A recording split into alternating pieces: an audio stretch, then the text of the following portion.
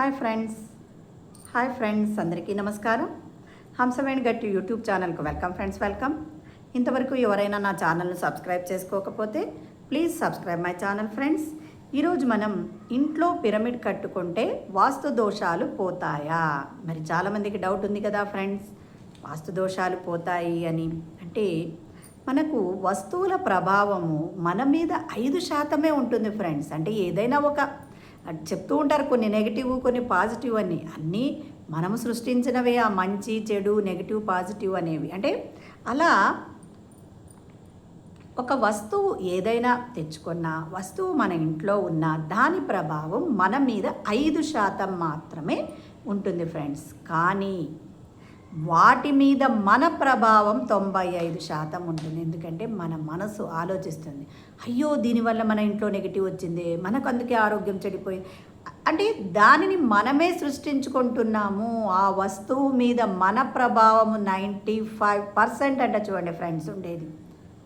అలాగే కేవలం పిరమిడ్ ఉన్నంత మాత్రాన 5% మాత్రమే వాస్తు. అంటే మనం ఇంట్లో వాస్తు దోషాలు అనేవి ఉంటే 5% మాత్రమే తొలగిపోతాయి.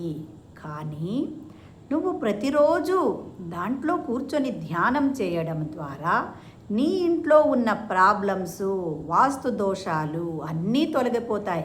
ఒక పిరమిడ్ కట్టించుకుంటే కాదు ఫ్రెండ్స్, ఆ పిరమిడ్ని మనం సక్రమంగా ప్రతిరోజు దాంట్లో కూర్చొని ధ్యానం చేయడం వల్లనే మన వాస్తు దోషాలు పోతాయి. అంతేగాని పిరమిడ్ కట్టించుకున్నాము అంటే కాదు. ఎంత బాగా చెప్పారు చూడండి. అందుకనే అందరు అంటుంటారు కదా, పిరమిడ్ కట్టించుకుంటే అన్ని దోషాలు పోతాయంటే చాలామంది పిరమిడ్లు కట్టించుకొని వాటిని ఉపయోగించుకోవాలి ఫ్రెండ్స్. వాటిలో ఉన్న ఎనర్జీని మనం యూజ్ చేసుకోవడం ద్వారా మన ఇంట్లో ఉన్న వాస్తు దోషాలు కూడా అవంతకవే సరిపోతాయి అని చెప్తూ ఉన్నారు ఫ్రెండ్స్. అంటే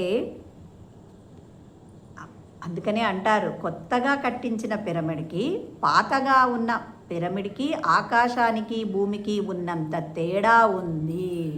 కాబట్టి ఫ్రెండ్స్, పిరమిడ్ కట్టించుకున్న వాళ్ళందరూ చక్కగా దాంట్లో కూర్చొని ప్రతిరోజు ధ్యానం చేయండి ఫ్రెండ్స్. మరి అలాగే ధ్యానం ఎలా చేయాలి అంటే సుఖస్థిరాసనంలో కూర్చోండి.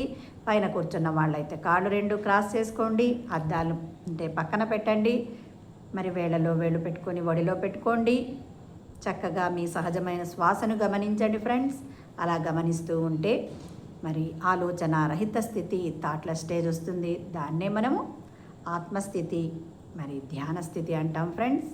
అప్పుడు మనకు అనంతమైన ఎనర్జీ, ఆ కాస్మిక్ అంటే యూనివర్స్లో ఉన్న ఎనర్జీ అంతా మన బ్రహ్మరంధ్రం గుండా మనలోనికి వస్తుంది ఫ్రెండ్స్. Thank you.